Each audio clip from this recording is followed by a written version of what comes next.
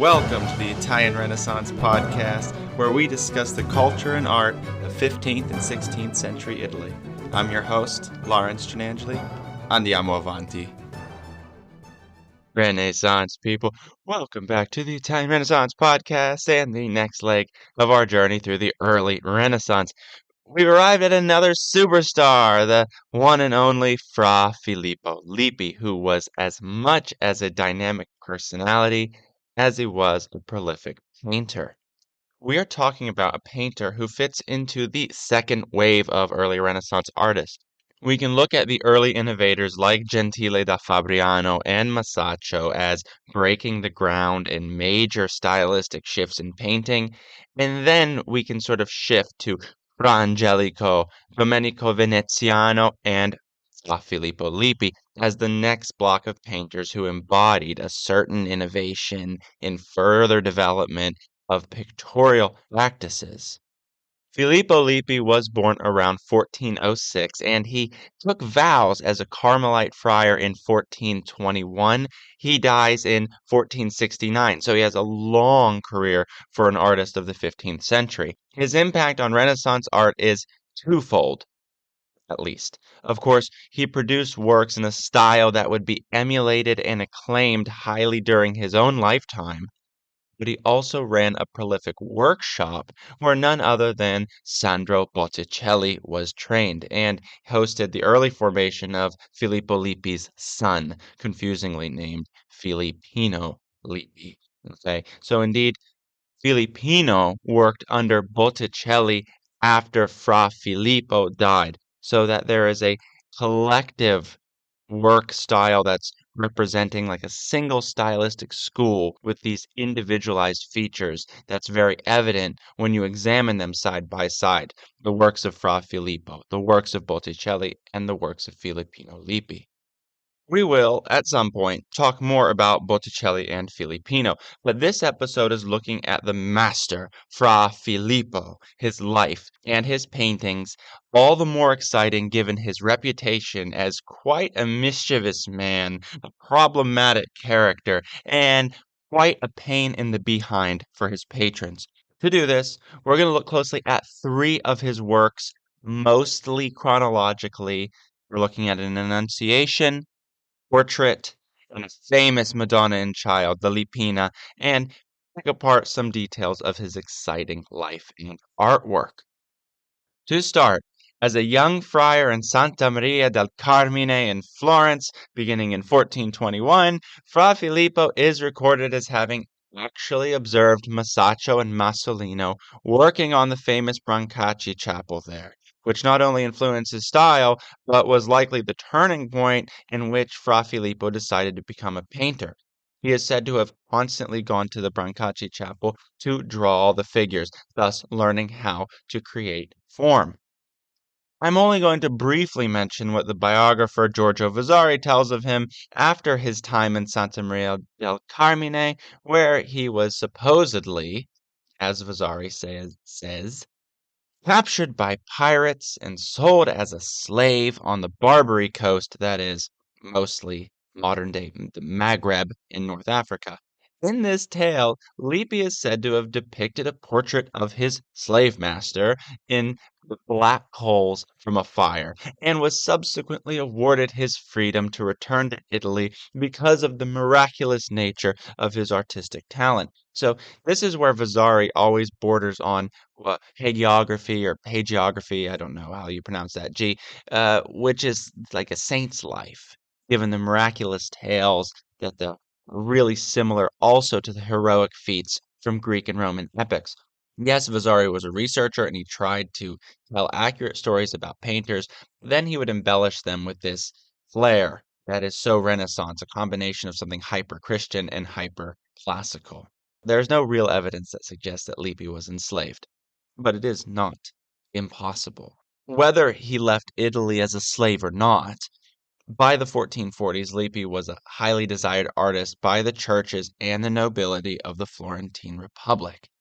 He completed his landmark altarpiece, that is, the coronation of the Virgin for the Church of San Ambrogio, which actually garnered him a lot of attention from, guess who?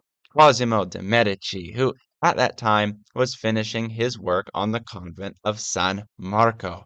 But it's not Medici patronage that I really want to focus on directly, but rather a magnificent work in the Medici church of San Lorenzo, commissioned by the Martelli family of Florence. I am talking about Fra Filippo Lippi's Annunciation from 1440, one that is still found today in the original location in San Lorenzo, a church designed by Brunelleschi, and is still complete with the predella and frame. This is remarkable to get to see a work of this quality still on site, not in a museum, undisturbed by the centuries. And what a strange work of painting it is. Let's have a look at what's going on in Filippo Lippi's San Lorenzo Annunciation. Okay, what do we have here? First of all, an Annunciation. What is Annunciation? It is the moment where the Virgin Mary is sitting in her enclosed garden reading a book, and the Archangel Gabriel swoops in and says, Hail Mary, Son of God, you are going to bear the Christ. Or, hold on. Hail Mary, Mother of, what is it? Hail Mary, you're going to be Mother of Christ. Okay, you guys get the story. And here she is. Well, what's going on? She's reacting. Little S curve there. She's bouncing back because this angel has just swooped in. But what in the world is going on? The composition is divided in two, and the Annunciation itself is squished into this right side inside of this arch, and the left side has these two angels that could just be these a couple of Florentine young men with some wings put on, something from a religious play that would have been seen in the city at the time. We're talking about what has been credited as the first official square-formed altarpiece with no Gothic arches, pinnacles, gold leaf, none of that. It's a perfect square, squarish. I don't know if it's perfect square. It's relatively square, and it is constantly claimed as the first one. So Filippo Lippi is this modern painter, even though we saw Domenico Veneziano do it too about the same time. The dates are so debatable that this is probably before that, but not sure. Okay, so we're seeing the modern painter. We're also seeing Brunelleschi's architecture. Now, rewind. We talked about his work in San Lorenzo in my episodes on Brunelleschi. What do we have? That gray Pietra Serena arches making the Annunciation scene fit into the architectural space that is Brunelleschi's San Lorenzo. It is a piece made for a place, made for a family, and it's still there, which is the great part. Beautiful one-point perspective, soaring backwards into the background where you have these weird orange buildings. I guess they're being lit up by the rising sun or something like this. Then you have the reference to Donatello's Annunciation. Okay, so he's looking at sculpture, he's looking at architecture, and he's combining them all into this rather unique modern religious scene for a private family in a public space. And then you get this beautiful look in the very foreground on the bottom. There's a glass vase, which Gabriel has just taken this lily out of. Now, that's to remind you that the white lily is the symbol of the Virgin Mary, is also the symbol of the city of Florence. Well, the lily is, it's usually red when it's the Florentine symbol. It's this relationship between Mary and the city of Florence and these Annunciation scenes, which are always encompassing both the civic concept and the religious concept of the symbolism of the work. Okay, so what has he done? He's plucked this lily out of this glass vase. And what is the glass vase referring to? A, it's almost in our territory, but it's also looking at Flemish painting. The painters of the north who had mastered oil painting that could work on textures like glass, clear glass, reflecting in the round. That's something that oil painting could do, but this is temper on wood panel. So he's emulating oil painting in Flemish examples. He's definitely a modern painter, and this is one of his most revered masterpieces from his early career. Stay with us. We'll be right back. Renaissance people, if you are enjoying the Italian Renaissance podcast, I have good news. We're now active on Patreon. You can show your love for the show by becoming a patron and get access to additional resources, information, and artworks. Better yet, those who join the Renaissance Master or Renaissance Patron tier will get access to at least one additional podcast episode each month. My goal is to ensure that the main podcast remains a free, accessible source for everyone. Become a patron today through the link in the show notes to support the continued production of new episodes and help build and maintain this community. The Italian Renaissance shop is now also active on Etsy, linked in the show notes. Sport our logo or choose from a growing selection of Italian art-inspired designs. Discounts are offered to select Patreon tiers as well. Your support has my immortal gratitude. Now, enjoy the show. So this is not the only Annunciation that Lippi would do in this period. If we remember Cosimo de Medici's palace designed by Michelozzo, Lippi was asked to complete some paintings for the lunettes. Those are the half-circle architectural features in the palace. Vasari tells us a humorous story from this moment that's always repeated. Another one that may not be true, but seems more believable, and it tells us something about Lippi's personality and his reputation. So apparently, because Lippi could not stop himself from, let's say, pursuing the pleasures of the flesh instead of pursuing the pleasures of the paintbrush, Cosimo had him locked in a room in the palace for 2 days to get him to finish the paintings he commissioned. Cue the classic escape plan. Lippi apparently made a rope out of bed sheets and escaped the palace, fleeing into the city to satisfy his lustful cravings. Bookmark this, it's not the only lustful craving we're going to see from him. After 2 days, Cosimo finally found Lippi and realized that he would actually need to give the painter more freedom if he was to get the work completed the way he wanted it to. So, very interesting story there. But turn the page, we see Lippi as a mostly competent painter of religious works, both in the private and the public context, but I want us to look at the social context behind what is, to me, one of the most interesting works, one that gives us a glimpse into the world of elite Renaissance women.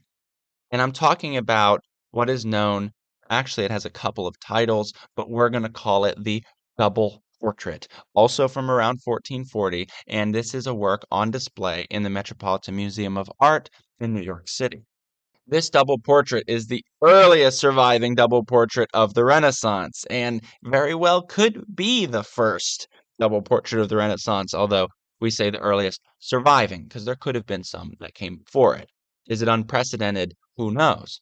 All evidence shows that this is a marriage or a dowry portrait where the bride is the central figure in profile. To the left, her husband pokes his face into the window of what is the bride's domestic setting that she is enclosed in.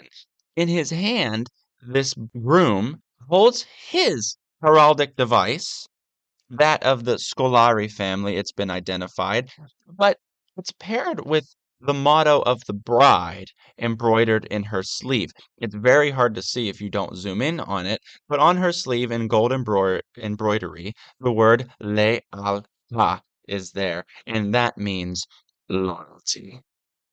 So where is her family coat of arms? You guessed it, it's not there. So if you listen to my discussion of Ilaria del Caretto's tomb, I said how remarkable it is that her coat of arms was actually present on her tomb.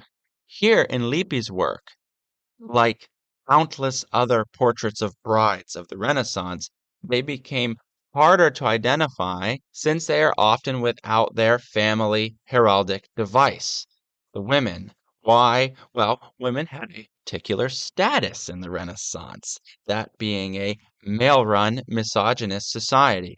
Women had one function in the upper class, and I'm only talking about the upper class right now, and that was to produce a suitable heir. There is an absolutely critical essay that I suggest everyone read on the role of women in Renaissance society through reading portraits. And the work is called Women in Frames and is by a prominent Renaissance art historian named Patricia Simmons. And she briefly touches on this painting by Lippi. And what does she say? She says that, quote, and in Florence, these heraldic devices are the husbands, for the woman has to be renamed and inscribed into a new lineage. Hence, in Filippo Lippi's portrait of a man and woman at a casement, I call it double portrait, the scullery man coats of arms is matched not by her own natal heraldry, but by her motto, embroidered in his pearls on the sleeve she has been given, which avows loyalty to him. End quote. But I'm going to pick this up a little bit further down in the article. I want you guys to understand this. I'm quoting Patricia Simmons here. Quote, a young Florentine patrician girl rarely became anything other than a nun or a wife. In each instance, she was defined in relation to her engagement with men, either marrying Christ or a worldly husband and eschewing all other men. Girls who entered a convent sometimes made their own choice, but often they were ugly, infirm, or deformed, or else they might be surplus girls in a family overburdened by the potential costs of expensive dowries. When assessing future wives, the groom's lineage carefully weighed the ties of kinship to be formed and the dowry's value with other matters such as the woman's beauty and the purity and fertility of her female ancestors. End quote. Do we understand that, Renaissance people? So this is the way, the social order of women in the upper class in Renaissance Italy. So in this portrait, the bride is a display of purity, objectification, and ownership. Even the unusual inclusion of an open window in this portrait for the period, unusual for the period, suggests the dowry of land ownership rather than any deep philosophical interest for freedom or souls, the sort of thing that Leonardo da Vinci will eventually give us with his portraits of women. Radical departure from this mode of reading female identity. So the cherry on top is that it was popularly believed, and this is thanks to Aristotle, that the only reproductive material for having children was from the man, and that the woman was a vessel, contributing nothing at all to the actual process of creating human being, and therefore an heir. Isn't that just yeah, great? No, no, no. Quite miserable. But womanizing, lustful Lippi, he would unsettle these puritanical notions about women and help look at an example of how people outside of the noble class were engaging one another. So let's depart from our double portrait, its horrible standards for Renaissance women, and look at our last work by Lippi that we're going to talk about, the one of the most interesting parts of his story. By the 1450s, Filippo Lippi had established a workshop in Prato, so we're at the later part of his career, where he did his exceptional fresco cycle in the cathedral, showing the stories of Saint Joseph and John the Baptist, including his famous Feast of Herod, which shows the decollation of John the Baptist. A decollation is a very nice word for his beheading. In Botticelli's time as his apprentice has been traced to these works, the Prato frescoes, and it's hypothesized that Botticelli actually worked on the Prato frescoes as an apprentice. So there in Prato was a small monastery by the name of Santa Margherita that housed nuns, one of which was bound to catch Filippo Lippi's lustful eye.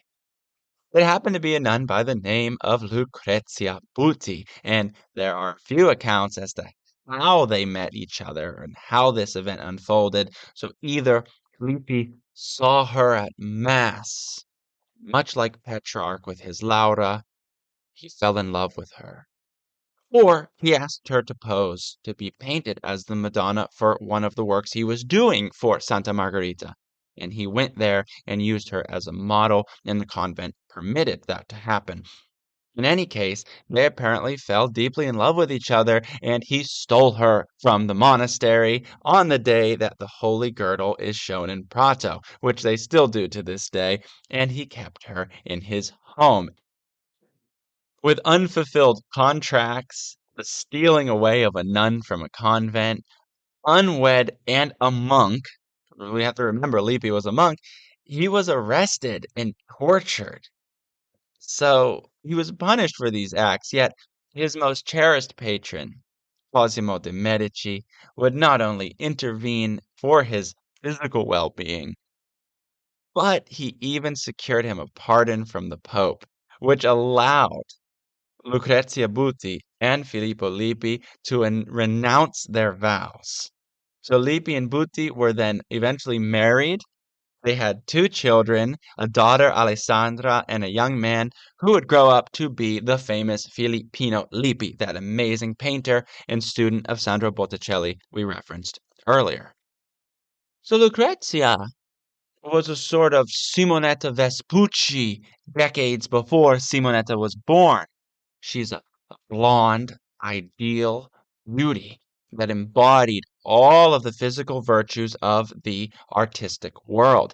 As such, much like many of the attributions to Simonetta in works from the 1480s, like Venus in Botticelli's Birth of Venus, or several other portraits, many see Lucrezia Buti in the late works of Filippo Lippi, both as his model and his ideal muse. The most exceptional and beautiful of these examples, and for me, one of the greatest works of Renaissance painting, is Lippi's Madonna and Child with Two Saints, otherwise known as the Lippina. So, this painting was likely a Medici commission, and it saw Lippi return to Florence briefly from Prato. It has been proposed that not only do we see Lucrezia as the Madonna, but also the infant Filippino Lippi as the Christ child. If Lippi was born in 1457, this painting would have to come after that if that were the case. So we're talking about a painting at the end of the 1450s into the 1460s. There she is. Look at this. The Lippina. Refined, delicate, blonde, very high forehead, which was in fashion at the time. Women would actually pluck their hairlines or shave them back further because they thought that's what the Virgin Mary did. So she's also adorned with pearls, and she's wearing what is called a giornea, a type of dress that would no doubt, if we think back to the double portrait, this Madonna is dressed as a bride, something a Quattrocento Florentine would immediately associate with her, and bejewelment that she has. So she's presented as a Quattrocento Florentine bride, but she is the Madonna, and she's likely Lucrezia Buti, because no coat of arms defines her, but instead a thin, almost invisible halo, a pregnant belly, and a face that's actually barely creeping out of the standard profile pose that we saw in the marriage portraits. Or is it a three-quarter pose Madonna slipping into the profile pose that was the traditional typical way of showing brides? What's going on here? We then see how Lippi's relationship with Lucrezia Buti blurs the line between religious material, marriage portraits, and his own biographical material. And if you think about his earlier portraits, his Madonnas, the standards of religious imagery, I think this personal feel to his Madonna speaks to the possibility that she is indeed modeled after his wife or bride to be, whatever she was, depending on the dating of this painting. I want to point out that she was also 30 years younger than him. So he doesn't have to idealize her beauty. She was probably only 30 years old, which was the peak of life for women in that period, but we're not taking a stretch here by thinking this is modeled after her. Through her, love, children, marriage, getting older, we see a slight reduction in Filippo Lippi's mischief making. Cosimo then secured Filippo an important commission to fresco the cathedral in Spoleto where Fra Filippo died working on in 1469, thus ending an exciting and turbulent life and artistic career. Through his life and his works, we see not only the development of art, but of his society. Fra Filippo lets us test the limits of how we imagine Renaissance society, of how women were perceived in different statuses, from a noble woman being painted in a portrait for a marriage to a nun, right? But we also can see how far a monk can push his social boundaries because they have limits, or even if these puritanical notions were as critically policed outside of the elite world, or if the elite class actually mitigated that policing for people not in that world, like Cosimo getting a pardon for Fra Filippo so he could marry Lucrezia. There was something very human and very real about these relationships that is outside of the rigid misogynistic standard that we think has to be a constant in Renaissance society. Complicated. Of course, Lippi went too far. He was imprisoned. He was tortured. Yet in the end, he had a happy ending, it seems, at least for him. We don't have Lucrezia's voice to analyze. But he was an extremely prolific painter, and his works in major galleries all over the world can be visited today. And I encourage you to take a deep look into the larger span of his artistic production, as it is a thrilling exercise that helps us understand the work not only of him, but the next generation. Botticelli, Ghirlandaio, Filippino Lippi, among many other painters. I hope this conversation was able to give justice to Fra Filippo Lippi, the bad boy monk of the Italian Renaissance. Thank you all for tuning in. I kindly remind you to rate and review this podcast and to engage with us on social media, because your engagement is what helps us grow, and I am always grateful for the support. Until next time, arrivederci.